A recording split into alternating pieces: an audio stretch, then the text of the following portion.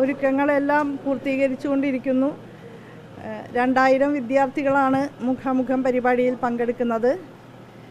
വിവിധ മേഖലകളിൽ പ്രതിഭ തെളിയിച്ചിട്ടുള്ള വിദ്യാർത്ഥികളെയാണ് ക്ഷണിച്ചിട്ടുള്ളത്.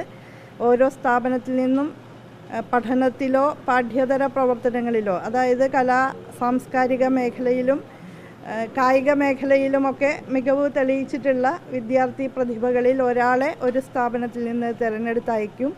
അതുപോലെ യൂണിയൻ ഭാരവാഹികൾ എന്നുള്ള നിലയിൽ നേതൃത്വപരമായ കഴിവുകൾ തെളിയിച്ചിട്ടുള്ള വിദ്യാർത്ഥികളെ സർവകലാശാല യൂണിയനുകൾ പരിപാടിയിൽ പങ്കെടുപ്പിക്കും. സർവകലാശാല യൂണിയൻ ഭാരവാഹികളും പരിപാടിയിൽ പങ്കെടുക്കുന്നുണ്ടാവും. വിദ്യാർത്ഥികൾക്ക് ബഹുമാനപ്പെട്ട മുഖ്യമന്ത്രിയുമായി അവരുടെ ഉന്നത വിദ്യാഭ്യാസ മേഖലയുമായി ബന്ധപ്പെട്ട പ്രശ്നങ്ങൾ ഉന്നയിക്കാവുന്നതാണ്, നിർദ്ദേശങ്ങൾ സമർപ്പിക്കാവുന്നതാണ്.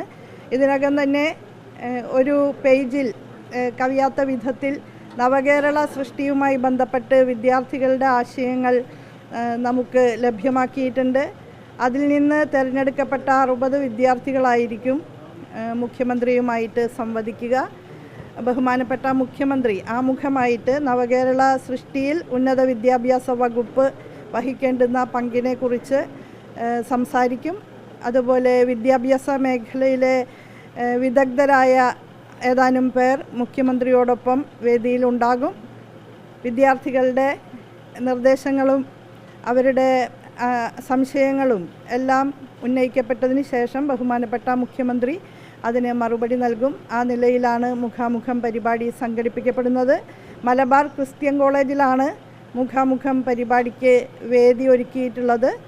അതുമായി ബന്ധപ്പെട്ട എല്ലാ ക്രമീകരണങ്ങളും നല്ല നിലയിൽ മുന്നേറി കഴിഞ്ഞിരിക്കുന്നു.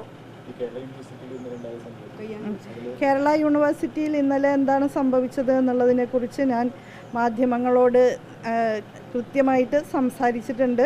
നിങ്ങൾ ആ ഫയൽ നോക്കിയാൽ മതി.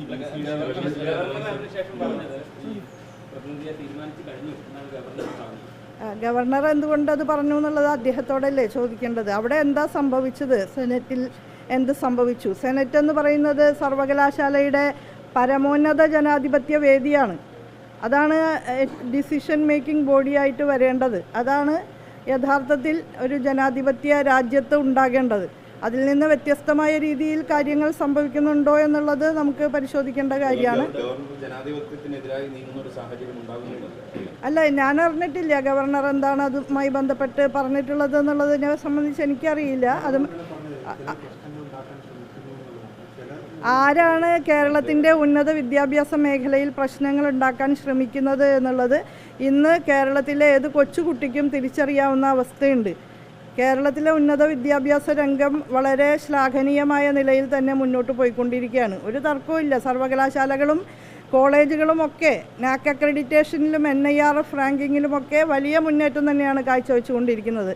ആ സന്ദർഭത്തിൽ ആ മേഖലയെ കലുഷിതമാക്കി തീർക്കാനുള്ള ഇടപെടലുകൾ ഏതു വശത്തു നിന്നാണ് ഉണ്ടാകുന്നത് എന്ന് നിങ്ങളെല്ലാവരും കണ്ടുകൊണ്ടിരിക്കുകയാണല്ലോ. നമുക്ക് നോക്കാം. അങ്ങനെ ബാധിക്കാൻ പാടില്ലല്ലോ.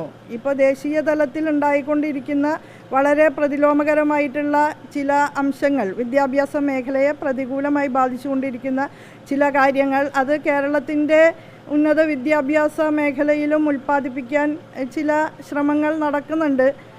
അതിൻ്റെ ഭാഗമായിട്ടുള്ള പ്രശ്നങ്ങളുണ്ട്. പക്ഷേ അതിനെ അഭിസംബോധന ചെയ്തുകൊണ്ട് തന്നെ കേരളീയ സമൂഹവും ഉന്നത വിദ്യാഭ്യാസ മേഖലയും ആത്മവിശ്വാസത്തോടു കൂടി തന്നെ മുന്നോട്ട് പോകും, അതിജീവിക്കും എന്നാണ് എനിക്കിതുമായി ബന്ധപ്പെട്ട് പറയാനുള്ളത്.